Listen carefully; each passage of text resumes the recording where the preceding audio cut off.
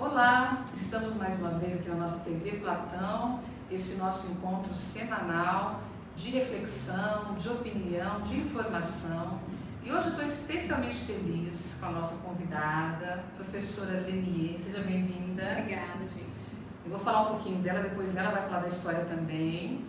Eu conheci a Lenier, na verdade, faz poucos minutos, mas eu soube muito da história dela antes dela vir aqui. E já me encantei, porque ela é uma mulher inspiradora, tem uma história inspiradora. Mas eu vou contar algumas coisas, viu, professora, do seu vasto currículo, algumas, porque o nosso tema de hoje é o seguinte: mulheres na engenharia. A professora Lenier Beatriz Ruiz Ailon é cientista, educadora, empresária. É pós-doutora em engenharia da computação e doutora em ciência da computação, ambas pela Universidade Federal de Minas Gerais, não é isso? Mestre em Engenharia Elétrica e Informática Industrial pela Universidade Tecnológica, do Paraná, diretora da Sociedade Brasileira de Microeletrônica, coordenadora do programa de pós-graduação em Ciência da Computação, mestrado da UEM. Mas isso, gente, é assim, eu falei os 5, 6 itens, mas que são alguns que compõem o currículo da Lenier. E nada melhor do que ela contar um pouquinho da história dela, dessa paixão pela engenharia, pela ciência. E para nós é um orgulho muito grande conversar com uma cientista, mas acima de tudo uma pessoa tão humanizada. Por favor, professora, compartilhe, que eu já saboreei algumas das suas palavras, mas agora as pessoas também querem. Bom, eu nasci em Cianorte na década de 70 e, bom, entre outras coisas, tinha um verdureiro que trazia numa Kombi um chocolate que tinha um tag que contava a história de animais, curiosidades. E veio a história da cachorra Laika, que tinha sido lançada no espaço e que não tinham trazido a cachorra de volta. Eu, aos 4 anos, eu fiquei lamentando aquilo, fiquei sensibilizada. Eu e minha irmã, a gente tinha coleção de cachorro, minha mãe sofreu um pouco com isso. E aí eu perguntei, mas o que precisa para buscar a Laika? Aí todo mundo, precisa saber eletrônica, tem que ser cientista, fazer um fazer foguete. engenharia. Eu dizia, não, eu quero ser isso. Mas em Cianorte, na década de 70, mulher ainda, era algo muito longe, muito Era distante. conversa de criança, né? E aí os professores da escola, eles me motivavam. Acho que também numa quase descrença de que seria possível. E eu cresci com aquele desejo de ser cientista, de ter uma Kombi. E na minha rua só moravam meninas. Conseguiu tudo. Eu queria ter um filho também e queria chamar de Laranja. Meu filho não gosta que eu fale isso, mas eram meus 3 desejos. E até a adolescência foi o que eu mais falava. Eu enchi o saco de todo mundo, dizendo: eu quero ser cientista, eu vou ser cientista, vou ter uma Kombi e um filho chamado Laranja. E aí os meus pais se separaram. Naquela época era uma época muito difícil. Minha mãe, eu morava numa casa, né, que tinha buracos no chão, cheia de goteiras. Era uma vida um pouco difícil. E os meus pais se separaram também, então era muito mais impossível isso. E eu fui trabalhar na Cocamar com 14 anos e lá eu aprendi muito sobre a vida, sobre determinação. Os agricultores me ensinaram assim, lições preciosas de vida e de valor humano, porque eu fazia cafezinho, depois eu fui secretária do departamento técnico que datilografava os laudos de proagro. E eu acompanhava aquela história toda do sofrimento, do plantar, do colher, de ter que investir, de ter que contar com Deus todo o tempo. E foram lições preciosas. E até que um dia eu decidi que eu queria ir embora, eu queria fazer a tal da engenharia. Mas sem condições nenhuma, financeira, psicológica, nada. Mas a minha mãe, então, pegou um saco de... Essa história é linda, viu, gente? Presta atenção, que eu já conheço. Eu não tinha mala, então minha mãe pegou um saco de açúcar, assim que faz pano de prato, tingiu, pôs uns babadinhos e eu fui para Curitiba morar num lugar assim, tinha um pensionato, tinha 2 tipos de acomodação. Eu fui morar no fundo, lá na parte velha, com 5 meninas. E não foi fácil, porque era muito frio, a gente nem tinha agasalho naquela época, assim, para tudo isso. Já para fazer a engenharia que você já para fazer engenharia. E aí eu não tinha, por exemplo, tinha educação física na universidade, que é uma pena que a gente não tem hoje, mas na minha época não tinha nem tênis para fazer educação física, nem roupa, e uma menina que também marcou muito a minha usado, furado, me deu agasalho. E na universidade também eu não tinha, no primeiro ano, depois melhorou, gente, mas nos primeiros momentos eu não tinha nem dinheiro para comer na cantina, eu não tinha material escolar. E eu tive um professor de física que ele falava assim, ó, tá vendo aqui? Esqueceram uma ficha da cantina aqui, você não quer pegar, Aline? Ah, esqueceram aqui uns livros de física, você não quer pegar, Aline? Ah, então, e ele fez com que eu fosse suprida, eu fosse acolhida, mas sem me sentir menos, sem que eu notasse que aquilo era uma ajuda. Sem parecer uma coisa assim, que, né, deixa eu ajudar, porque tadinha, né? Sem sentimento de compaixão, um acolhimento. Um acolhimento. E ainda na 8ª série, né, do primeiro grau, a gente ia para a escola com muita dificuldade, às vezes sem uniforme, porque tinha problemas em casa, meu pai colocava a gente para fora, por exemplo, aí chegava na escola às vezes com fome e aí a gente tinha, às vezes, a merenda da escola, alguma coisa, e tinha uma amiga minha, não esqueço, que ela levava um pão muito bom. E toda vez eu ficava esperando para pedir uma mordidinha do pão, um teco, né? E chegou um momento que essa moça ela começou a levar um pão para mim também. Então, durante a minha história, eu vivi, né, muitas coisas boas. Essa humanização sobre a qual a Aline está falando, que faz parte da história dela, e que ela se emociona. Eu já assisti, depois nós vamos até compartilhar na nossa rede, viu, Dani? A entrevista, né? A RPC fez uma matéria especial sobre a vida dela, justamente nesse tema, pessoas inspiradoras, mas ela se emociona porque realmente quando a gente olha para trás e vê por tudo que a gente passou, a gente vê o quanto valeu a pena. Mas voltando para Curitiba, você foi acolhida por esse professor, por exemplo, mas também pelos meus colegas. Maioria meninos, certamente, acho que já naquela época talvez até mais, né? Havia outras meninas na turma? Tinha outras meninas, tem uma que é minha amiga até hoje, é professora em Londrina, a Adriane. Ela era fantástica, porque nesse pensionato, se você lavasse sua roupa e deixasse no varal, alguém roubava. Então chegava no sábado, aquele tempo de Londrina, de Curitiba, que não secava nada, a gente tinha que lavar a roupa e ficar vigiando. E um dia ela foi lá e falou, vamos sair? Eu dizia, não, tem que vigiar minha roupa. Preciso dela. E a nossa condição social era muito diferente, porque ela era filha de um médico, morava num apartamento muito bom. Mas aí que ela fez? Ela falou assim, não, então vamos pra minha casa. Catou toda a minha roupa e levou pra casa dela e começou a lavar na máquina, secar lá. A mãe dela me acolheu, os irmãos, assim, me convidavam. Comecei a dormir lá também um pouco. Foi uma família que me acolheu. E você já foi descobrindo nessa época que era isso que você queria mesmo, academicamente? Sim. Que aquilo que era, né, você tinha uma imagem, porque imagina que um tempo também sem acesso à internet, né, Delia, pra gente poder pesquisar sobre as profissões. E era o primeiro ano do curso de engenharia, de computação. E aí foram 4 ou 5 anos dessa primeira graduação. Né? Não, eu não fiz o curso em 5 anos, viu, gente? Eu penei. Então, assim, eu tive muita dificuldade porque naquela época eu não tinha computador. Era muito caro, né? Eu também não vim da mesma condição social que eles, que os meus colegas, que fizeram boas escolas. Eu estudei sempre em escola pública, eram muito boas, mas não alcançavam. Então, assim, eu tive que me esforçar muito para conseguir vencer. Quanto tempo? Eu reprovei em 2 disciplinas com um professor muito ruim. Nós não vamos contar. Mas também foi uma ótima oportunidade para mim, porque eu fui trabalhar numa empresa grande, na Siemens, e lá eu fiz toda a minha história também, mudou naquela empresa. Você se formou o quê? Tinha 20 e poucos anos? 22 anos. Eu entrei na escola com 16 na engenharia, porque eu vim do ensino fundamental, eu entrei um ano antes. Então eu entrei com 16 na engenharia.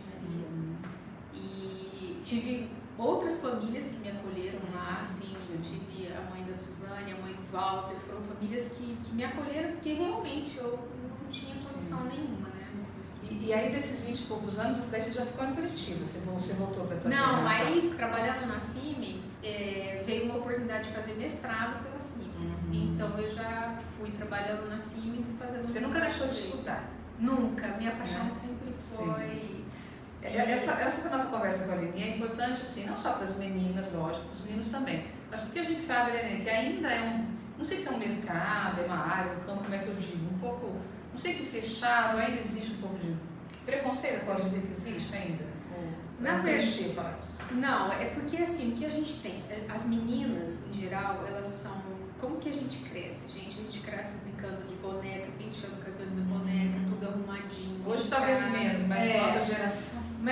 E ainda tem essa coisa. E a gente tem uma certa delicadeza que é um pouco da gente mesmo. E os meninos não, eles jogam futebol. Vamos dar um exemplo então. Eles jogam futebol, quebram o pau lá, se matam no campo, saem, vão tudo beber água, guaraná, estão tudo de bem. A gente não exercita essas perdas como meninas. Aí quando chega na faculdade de engenharia ou de computação, que é uma faculdade muito difícil no primeiro ano, que é muita matemática, porque muda o universo daquele adolescente ou daquele jovem. É um rito de passagem, né? Aí quando o aluno tira uma nota baixa, o menino, ele, beleza, como caiu no futebol, vamos lá, dói um pouco, mas vamos tentar. E eles se juntam. Como são poucas meninas, quando isso acontece com ela lá, ela não tem pra onde. Ela não tem um universo pra dirimir toda aquela dor de ter tirado uma nota baixa. Em geral, os pais não entendem o que acontece ali, porque a menina começa a ficar muito tempo na universidade, começa às vezes a entristecer porque é muita coisa, mudou o ritmo. É uma impressão que está perdendo tempo, né? Que não é verdade. E muitos pais ainda são contrários que as meninas façam engenharia. Os meus pais foram, minha família inteira, falavam, vai fazer medicina, você é um gênio, assim, não é uma boa aluna, você tem que esquece a laica, porque ela queria buscar laica, né? Bendita seja essa cachorra. A partir dela tudo começou, né? E eu fiz vestibular para medicina, eu passei os vestibulares para medicina, então esse foi outro ponto difícil de lidar com. Por isso que eu tive tanta dificuldade embora meu pai fosse advogado, já tivesse uma melhor condição de vida, o meu pai não apoiava isso, né, de uma maneira aberta. Ele deu o apoio, mas não era uma coisa assim. Então eu precisei, não era o sonho dele, da filha, né? Eu precisei de bolsa da universidade, assim, eu tive que viver uma realidade bem ali buscando mesmo. Mas que pelo que você conta, mais te animou, te estimulou? Lógico, imagino que você tenha sofrido, chorado. Acho que pensar em desistir não, né? Pelo que você falou, acho que isso nunca te passou pela cabeça, né? Essa é a diferença. Enquanto que para muita gente entrar numa universidade, passar dificuldade é um motivo de dor, de preocupação, de desistir. Para mim eu falava, nossa, onde que eu tô? Olha esses caras. Nem todos os meus amigos de faculdade tinham carro de computador. Eu falava, nossa, ele tem computador. Não era assim, ele tem, eu não tenho. Nunca foi assim. Discurso vitimista, que a gente sabe que é uma coisa... nunca foi. Eu sempre dizia, nossa, ele tem. E os meus colegas foram muito generosos, porque eles me acolheram, levavam para dentro da casa, assim, o dia que tinha pão com queijo e presunto era, nossa, uma festa na casa do amigo, né? Eu tinha várias intenções, viu, gente? Não é só fazer trabalho, não. Eu queria ir lá você também. Você foi privilegiada com essas pessoas, né? Daniela, nosso tempo aqui sempre é pouco, mas para as pessoas que não conhecem muito a sua história, tenta resumir de alguma maneira nessa trajetória e até chegar nos dias atuais, e todas as suas participações hoje nos comitês ligados à ciência e tecnologia, e principalmente a sua parte docente, porque a Denier, ela tem um currículo vasto de pesquisa, né, de estudo, como ela falou, mas ela está em contato com os alunos. Eu assisti um vídeo agora um pouquinho nos bastidores, antes de nós entrarmos no ar, né? Foi de ontem? Foi segunda-feira. Segunda-feira lá na universidade, com alunos da UEM, num espaço, num gramado. Quer dizer, você vê, né, que às vezes tem essa ideia de cientista, uma pessoa assim meio até inatingível, e não, a Denier é absolutamente humana, prática, mas que tem esse envolvimento com a ciência. Fala um pouquinho disso. Então, eu fiz meu mestrado pela Siemens, a Siemens me patrocinou, né, me proporcionou isso com uma bolsa elevada, num nível muito maior do que a bolsa comum para mestrado. A Siemens depois me propôs um contrato de propriedade intelectual que eu fiquei trabalhando para eles com um salário muito bom também. Fui trabalhar depois em outras concorrentes da Siemens quando eu saí de lá. Estou falando muito da empresa, né? Mas assim, foi quem também foi onde eu aprendi. Foi onde eu aprendi tudo. Sim. E aí eu sempre tive essa paixão pela educação, pelo envolvimento com jovens. E eu dava aula na PUC no sábado e às vezes à noite, e envolvida com projetos com empresas. Essa era a minha vida. A engenharia também era uma paixão e a laica estava ali em tudo que eu fazia. E depois eu fui fazer doutorado. Um dia eu falei, não, tô cansada dessa vida de corre, empresa e tal, eu vou fazer doutorado, vou ter uma vida tranquila, vou fazer ginástica, vou sair à noite, aí fui fazer doutorado. Nada disso, gente, foi outro estresse. E a UFMG, que é a Escola de Engenharia e a parte da ciência da computação, é um universo muito rico, muito interessante. A escola de engenharia em especial, ela tem vida, é uma coisa que o bisavô estudou, o avô estudou, o pai estudou e o menino está estudando ali, né? E aí eu fiz doutorado ali, me apaixonei, fiquei e resolvi ser professora. Qual área específica, assim, para as pessoas entenderem? Em ciência da computação. O mestrado eu fiz em engenharia elétrica e informática industrial e o doutorado eu fiz em ciência da computação. E você já tinha filho nessa época? Não. Ah, tá, não sei. Não, eu era... O Dom é o meu filho. O Dom ficou num projeto lá que eu queria muito. E eu fiz, então, na graduação eu fiz engenharia de computação, depois eu fiz mestrado em engenharia elétrica e informática industrial, depois eu fiz doutorado em ciência da computação, depois fiz o pós-doutorado com o MIT. Estão acompanhando, gente? Estão anotando aí? E aí, o que aconteceu? Eu fiz um concurso para professora da UFMG, na escola de engenharia, que eram muitos homens, né? Acho que tinham uma ou duas professoras lá, mas nem ficavam ali. Eu realmente não era a pessoa preferida do concurso, tinha muita gente preferida. E aí eu entrei na escola de engenharia, assim, mal tinha banheiro para professoras, né? Assim, não era um lugar que estava preparado para mulheres, jovens naquela fase. E dali eu conheci 2 professores da microeletrônica, um em particular, o professor Jacobos, da Unicamp, e ele me convidou para ir conhecer uma rede de pesquisadores em microeletrônica. E eu fui conhecer essa rede e a hora que eu cheguei lá na Unicamp, num evento que tinha de uma rede de várias universidades que estavam ali, eu fui acolhida de novo por eles, comecei a trabalhar com eles em parceria em microeletrônica. Para a gente entender um pouquinho, microeletrônica são todos os chips que habilitam os dispositivos móveis, o computador. Hoje a gente tem chips em vários lugares dos circuitos integrados. E fui ficando. E em 2009 eles fizeram uma eleição para quem iria dirigir aquele instituto, 5 nomes. Eles me elegeram, não sei se é claro, me escolheram, o líder deles. E em 2009, então, eu comecei a trabalhar mais na gestão de toda a microeletrônica do Brasil nesse instituto, né? Um instituto que tinha na época 24 instituições, a Unicamp, o USP, o FMG, o URGS, e fui construindo ali uma história de rede. E você estava viajando nessa época? Não, viajava o mundo todo. Porque eu vou contar no lugar dela, mas eu vou contar que eu ouvi isso na tua, né, entrevista, que o Dom agora tem 11 anos, que é o filho dela, que é, né, uma preciosidade na história da Lenier, e que ele já tem um passaporte bem carimbado, né? 30 países, é isso? Então, aí vem bem essa história de ter vindo pra cá. Quando eu viajava o mundo todo, era engenheira, trabalhava na escola de engenharia, tudo era, nossa, muito bom, né? Profissionalmente, já tinha ido aos Estados Unidos, aos grandes grupos de pesquisa, já podia buscar a Laika. Eu senti, assim, saudade do meu pai, da minha mãe, do Cianorte, do ninho, dessa história toda, então aquilo já me chamava. Aí eu engravidei e disse, gente, como que eu vou deixar o menino em Belo Horizonte viajando como eu viajo, como que eu vou ter essa logística? Então eu falei, não, vamos fazer um concurso numa universidade no interior e vou voltar. Então a minha escolha foi essa. Quando eu fiz concurso aqui na UEM, até me perguntaram na banca assim, o que você aprontou na UFMG que você veio pra cá? E outros perguntavam, nossa, você é louca, você vai deixar o UFMG? Ou não sei o que. Eu falei, gente, eu não vou deixar nada. É uma escolha. Não, eu vou acrescentar, né?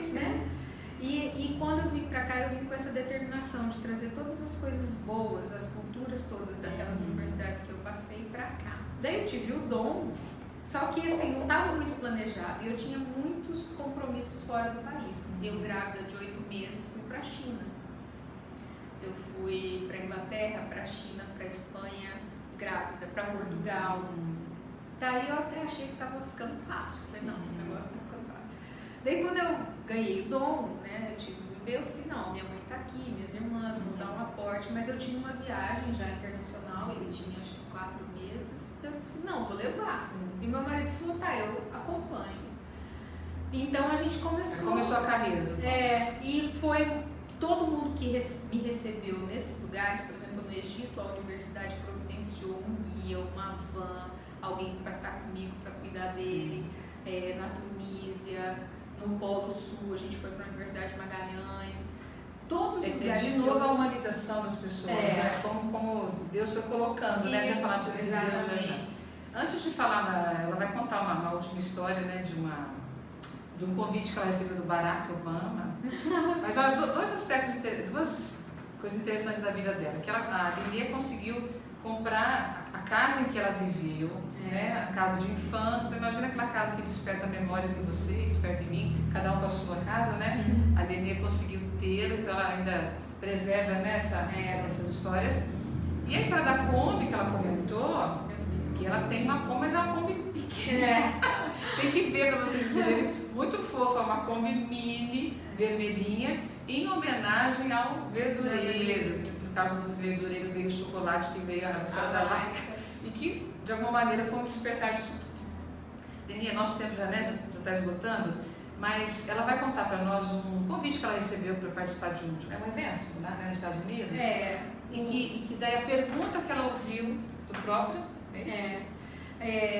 Fizeram uma reunião porque a ideia é estimular meninas na área de engenharia, de ciência, de tecnologia, a gente acolher essas meninas na universidade, também promover que essas meninas do ensino médio venham para a profissão. Gente, é uma profissão linda, tá? Quero dizer para vocês que é uma coisa assim muito gostosa a maneira como a engenheira raciocina. É necessário a gente ter essas meninas na computação porque a gente precisa dessa diversidade de pessoas. Sensibilidade também, né? E aí, em função de com 40 anos já ser líder da microeletrônica, morar no interior, ter filho, quer dizer, eu era quase um estereótipo, você morar no interior, ter filho, ser líder de uma área masculina. Então fui convidada, eu e algumas mulheres que tínhamos também uma vida assim como cientistas, para ir aos Estados Unidos, encontrar outras mulheres e ali definir políticas públicas para empoderar meninas. Isso foi em 2013. Que responsabilidade, né? Privilégio e responsabilidade. Foi um convite, foi um projeto do Barack Obama com a CAPES, que é um órgão de fomento brasileiro, e o Departamento de Defesa americano. E então nós fomos, eles nos levaram até lá. Lá era mais ou menos uma homenagem, porque a gente mesmo se deu conta de que a gente era exemplo, porque até então fica uma coisa meio de vaidade, de arrogância, você falar de si, você se mostrar. Então lá a gente foi convidada a entender que a nossa história tinha que ser contada para inspirar outras meninas. A palavra é essa, né? Inspiração. A gente tem essa responsabilidade de mostrar para os pais, para as mães, para as famílias, para elas, de que é uma universidade, é um universo muito bonito a engenharia e a computação. Possível. A UEM é uma universidade, eu falo que é a melhor do mundo, tá, gente? Meus alunos sabem disso. Falar a gente tá aqui. E alguém com autoridade, porque já deu a volta ao mundo. Não foi 80 dias não, mas deu, né? Então, e lá a gente contou um pouco da nossa história, eles tinham fotos da gente, da família, foi uma homenagem muito bonita. Mas a pergunta, quando a gente, cada uma falava e as pessoas perguntavam pra gente sobre as nossas vidas, e como a minha área era a engenharia, a computação, eles perguntaram, escuta, você acredita em Deus? Assim, foi a primeira pergunta. Eu disse, gente, como não acreditar em Deus? Como que uma pessoa com a história que eu tenho, de tanto acolhimento, de tanto apoio, de tantas pessoas que fizeram parte da minha história de uma maneira tão positiva, até aqueles que me desafiavam, que foram opositores, eles fizeram bem para mim. Eu disse, como não acreditar? Isaac Newton, Maxwell, os maiores cientistas que a gente tem, de tanta contribuição que a gente tem, ondas eletromagnéticas, microbiologia, essas pessoas todas foram cristãos. Como que eu vou usar? Porque existe uma tendência de, né, algumas pessoas, lógico que é um assunto muito complexo para a gente falar agora, mas de, às vezes, né, uma coisa exclui a outra. Eu também, mesmo na minha ignorância, sempre pensei que podem caminhar paralelamente, com contribuições várias, enfim. Denê, infelizmente, eu queria fazer um documentário dessa mulher, eu queria ficar 1h30 conversando com ela, mas não podemos.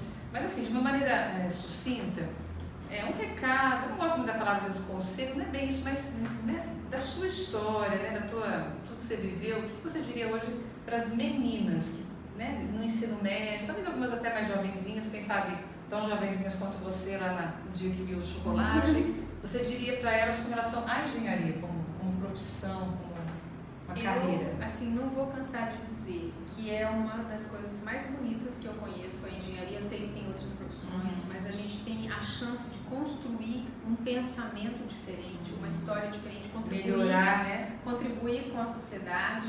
É uma área extremamente gratificante, importante. A computação, gente, nós tivemos grandes mulheres na computação. O primeiro algoritmo para a computação foi feito por uma mulher, protocolos de comunicação. Então venham para a engenharia, venham para a computação.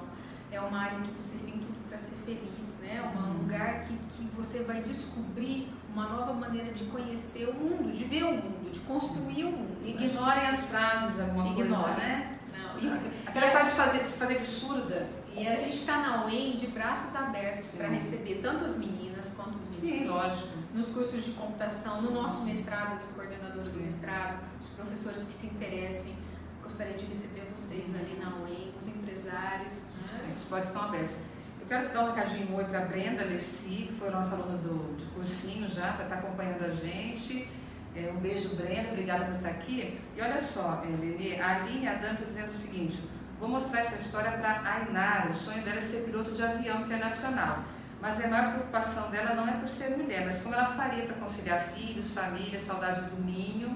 Talvez essa história ajude nessas questões. Obrigada por compartilhar. O Aguinaldo também está nos assistindo, o Toninho, a Ângela e a Tininha. Olha que interessante, né? Eu falo que tocou uma pessoa, influenciou em uma história, já valeu muito a pena, né? Lenia, muito obrigada, tá? Pela sua generosidade, porque, gente, né, ela assim, né, às vezes fica com receio de parecer arrogante, que nem de longe ela é arrogante, mas a gente sabe da agenda dela como é complicada, e quando nós entramos em contato, ela muito rapidamente nos respondeu, já agendamos, e ficamos assim, felizes e nos sentimos assim honrados com a tua presença. Certamente haverá outras conversas, quem sabe algum projeto, né, do Colégio Platão, em parceria com a universidade, com as escolas públicas, porque a Lenia faz um trabalho lindo também com escolas públicas. Obrigada, viu? Muito sucesso, que Deus continue te inspirando, te capacitando. Obrigada. Né, física, emocionalmente. Obrigada. Obrigada, Laika. Obrigada, olha, gente. Obrigada, Laika. Fã da Laika. Obrigada, amigos todos. E olha só, a gente sempre encerra a TV Platão com uma frase reflexiva, inspiradora. E eu fico procurando uma frase de alguém, e dessa vez eu falei, vou pegar a frase da convidada, porque ela tem uma frase que ela disse na entrevista que é linda, que é o seguinte: entre o plantar e o colher, entre o sonho e a realização, há três coisas: o tempo, o esforço e Deus.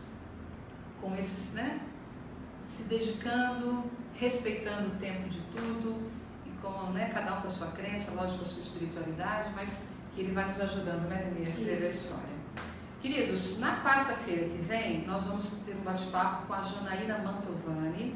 Ela é gestora institucional da Rede Feminina de Combate ao Câncer, que é uma entidade da qual, assim, eu sou fã, me orgulho muito. Tem um trabalho lindo. E nós vamos falar de histórias de dor, sim, mas de histórias de amor, principalmente. Histórias de pessoas que acreditam, que querem viver. Acompanhe conosco, vai ser na próxima quarta. Ok? Muito obrigada por vocês estarem conosco hoje e a gente se vê, se Deus quiser. Até mais.